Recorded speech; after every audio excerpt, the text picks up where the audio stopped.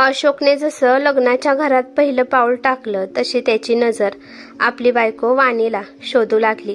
ती एका खुर्चीवर गुलाबी साडी घालून बसली होती। त्या साडीमध्ये वाणी खूप सुंदर दिसत होती। अशोक आपल्या बायकोला आज 10 वर्षानंतर पाहत होता। अशोक सोबत आलेला 12 वर्षाचा चिन्मय आपल्या आईच्या कुशीत गेला। आश्चर्याची गोष्ट ही होती की अशोक त्याच्या मेहुण्याच्या मुलीच्या लग्नात आला होता। 9 वर्षापूर्वीच त्याने वाणीसोबत त्याचे संबंध तोडले होते। 9 वर्षापासून अशोक आणि वाणी घटस्फोट न घेता एकमेकांपासून वेगळे राहत होते। त्याला माहित होतं की या लग्नात आल्यावर त्याची भेट वाणीसोबत होईल। त्याने घरीच विचार केला होता की जेव्हा माझी नजर वाणीवर पडेल तेव्हा मी वाणीला इग्नोर करेल। त्यामुळे खुर्चीवर बसलेल्या वाणीला इग्नोर करून तो आतमध्ये गेला। आत गेल्यानंतर त्याच्या समोर त्याची 10 वर्षाची मुलगी सिया त्याला दिसली आणि पप्पा म्हणून ती त्याच्या मिठीत गेली। अशोक पण त्याच्या मुलीला खूप प्रेमाने मिठीत घेत होता। अशोक आणि वाणी दोघे पण एका शहरात राहत होते, तरी पण ते एकमेकांना भेटत नव्हते। जेव्हा त्यांना मुलांना भेटायचं असेल तेव्हा ते मुलांच्या शाळेत जाऊन त्यांना भेटत होते। दोघांनी पण त्यांच्या नात्याला तोडून फेकून दिलं होतं। अशोक त्याच्या वडिलांचा बिझनेस सांभाळत होता।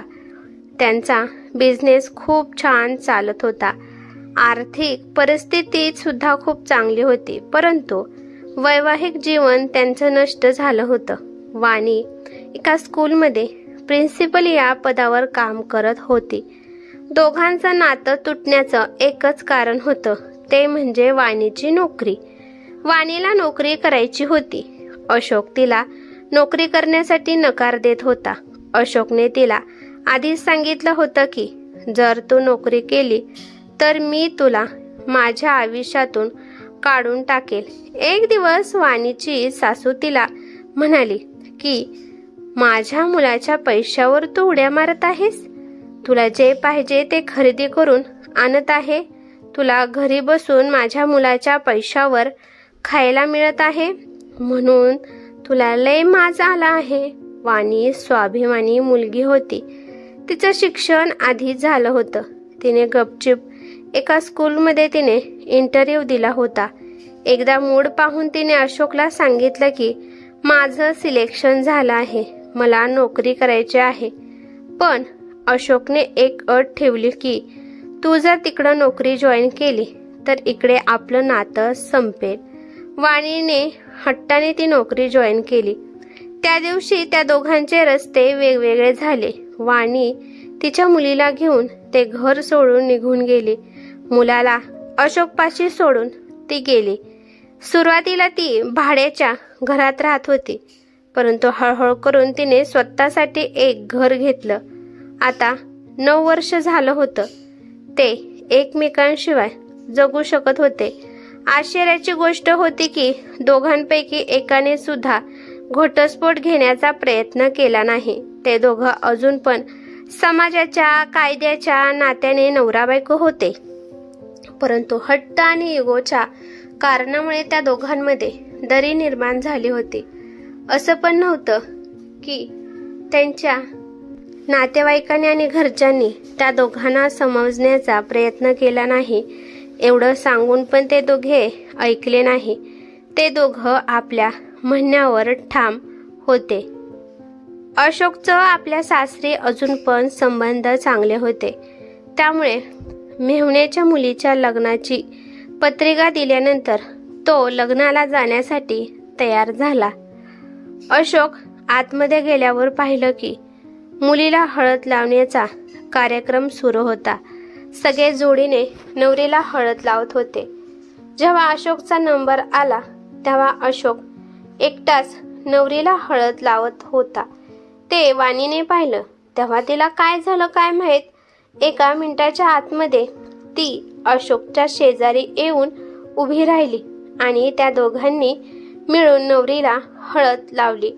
9 वर्षानंतर हे पहिल्यांदा असं घडलं होतं की ते दोघं एकमेकांच्या एवढ्या जवळ उभे होते।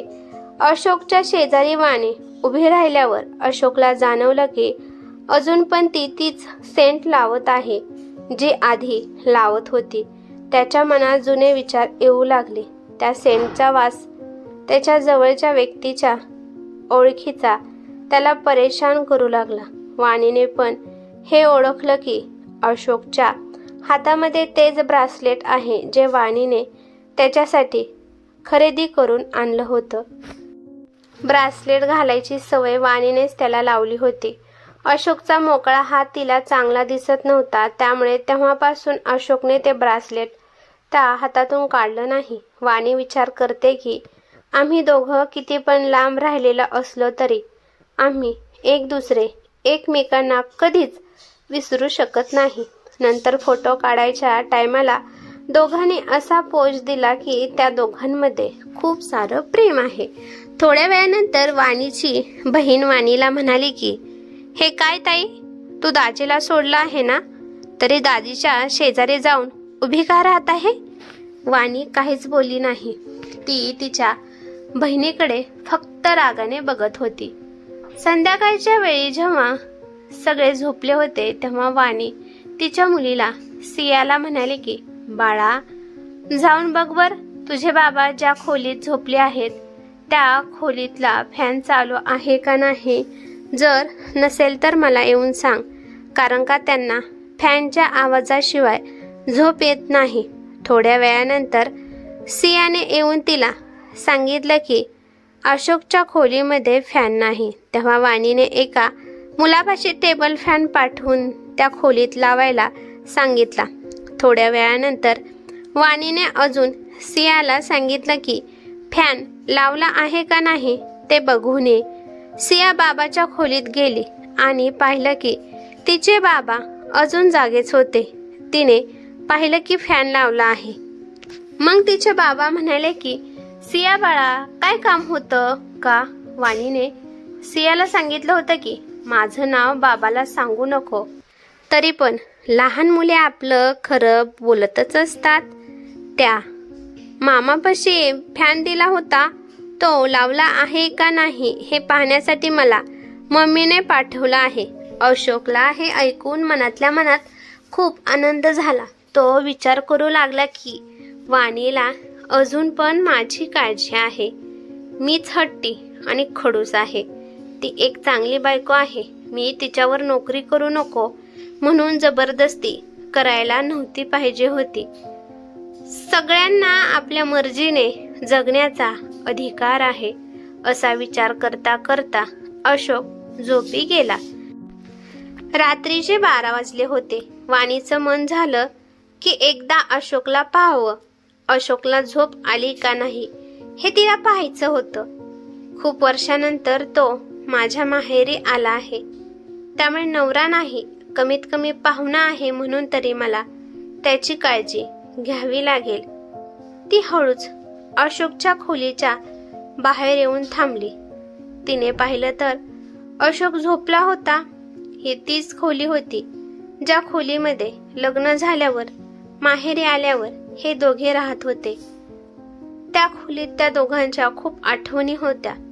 वाणी खिडकीपाशी आली. अशोकला लाईट लावल्याशिवाय झोप येत नव्हती, त्यामुळे आज पण तो बल्ब लावूनच झोपत होता. अशोक बनेल घालून झोपला होता. त्याला पाहून वाणीच्या डोळ्यातून अश्रू आले. ती विचार करू लागली की मी अशोकच्या कुशीत त्याच्या हातावर डोकं ठेवून मी झोपत होती, पण आज एवढ्या वर्ष झालं मला हे सुख भेटत नाही. नोकरी करण्याच्या चक्करमध्ये वैवाहिक जीवन खराब झालं. मी विनाकारण नोकरी करण्याची जिद्द केली. त्या नोकरीचा काय फायदा ज्यामुळे मला माझे सगळे सुख सोडावे लागलं. ती भरल्या डोळ्यांनी तशीच अशोककडे पाहत होती. एक वेळेस तिच्या मनात आलं की सगळा राग इगो सोडून त्याच्या मिठीत जाऊन झोपावं. तो अजून पण माझाच आहे. आम्ही घटस्फोट अजून घेतला नाही. आज पण मी त्याची बायको आहे. जसे अशोकने कुस बदलली तशी वाणीचं मन धडधड करू लागलं आणि ती घाबरत तिच्या खोलीमध्ये गेली आणि मग पाणी पिऊन ती थोडी शांत झाली. दुसऱ्या दिवशी संगीत कार्यक्रम होता. दिवसात सगळे प्रॅक्टिस करत होते, कारण संध्याकाळी छान व्हिडिओ बनेल. संध्याकाळी वाणीने अशोकच्या आवडीची रेड कलरची साडी घातली. त्या साडीमध्ये ती खूप सुंदर दिसत होती. अशोक तर तिला बघतच राहिला. वाणी 16 शृंगार करून एका नवीन नवरीसारखी दिसत होती. वाणीचं आता वय 36 वर्ष तर होतं, अजून पण त्यांचं म्हातारपण आलं नव्हतं. तिचं अजून सौंदर्य तिच्या चेहऱ्यावर दिसत होतं. तिला पाहून कोण म्हणू शकत नव्हतं की ही 2 लेकरांची आई आहे. वाणीला गाणं खूप छान म्हणता येत होतं. शाळेत असताना संगीतामुळे तिला खूप मेडल भेटले होते. जेव्हा नवरीने डिमांड केली की आत्या तू पण काहीतरी गाणं म्हण, त्यामुळे वाणी एक मस्तपैकी गाणं म्हणू लागली. हे गाणं असं होतं की त्या गाण्यामध्ये तिच्या सगळ्या भावना लपल्या होत्या. जणू काय ती सगळं आपल्या नवऱ्याला सांगण्याचा प्रयत्न करत होती. संगीतामध्ये जादू असते आणि ती जादू अशोकवर होत होती. सुंदर गाणं ऐकल्यानंतर सगळे तिला टाळ्या वाजू लागले. अशोकला तर काय झालं काय माहित, तो तेथून उठून दुसरीकडे गेला. गाणं म्हणताना तिची नजर अशोकवरच पडली. जेव्हा अशोक निघून गेला तेव्हा वाणीने तिचं गाणं बंद केलं. वाणीची नजर अशोकला शोधू लागली. त्याला शोधत शोधत ती बाहेर आली, तरी पण तिला तो कुठेच दिसला नाही. वाणी अशोकच्या खोलीत आली. त्याच्या खोलीत पाहिल्यानंतर वाणी तिथेच थांबली, कारण का अशोक रडत होता. त्याच्या हातात रुमाल होता. तो सारखं त्या रुमालाने आपले डोळे पुसत होता.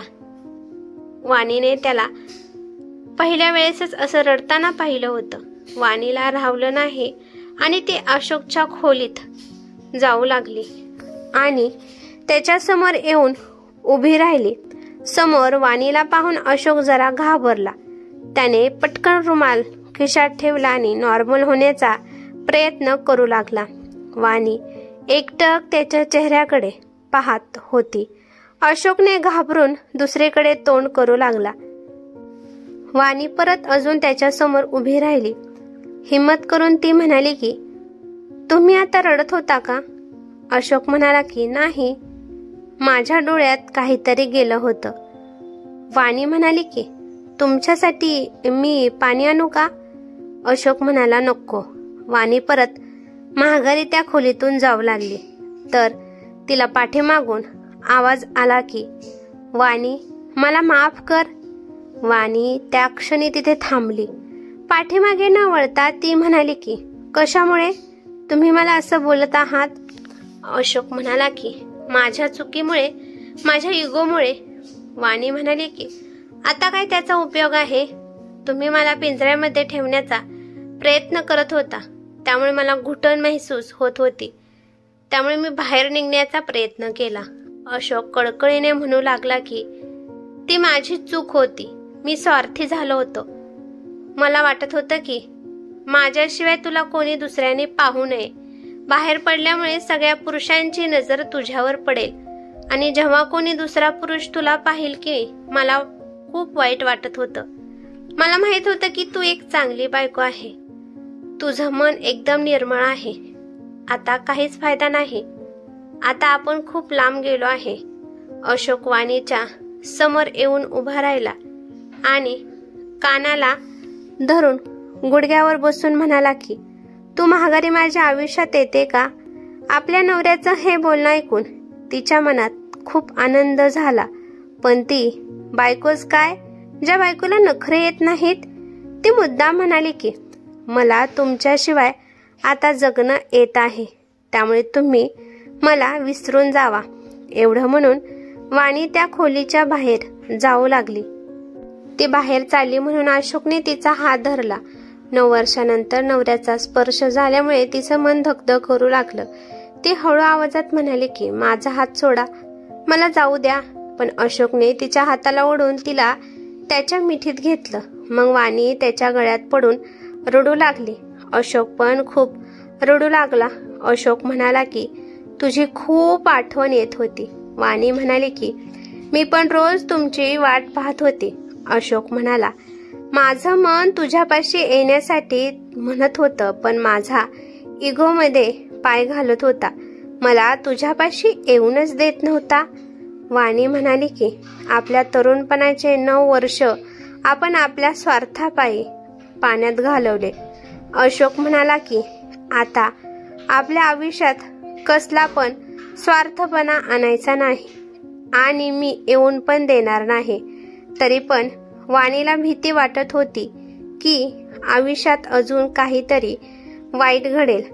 ती म्हणाली की आता मला तुमच्यापासून कधीच दूर करू नका. अशोक म्हणाला की आता माझा श्वास जरी थांबला तरी मी तुझा हात कधीच सोडणार नाही. ही कथा कशी वाटली ते मला कमेंट करून नक्की सांगा.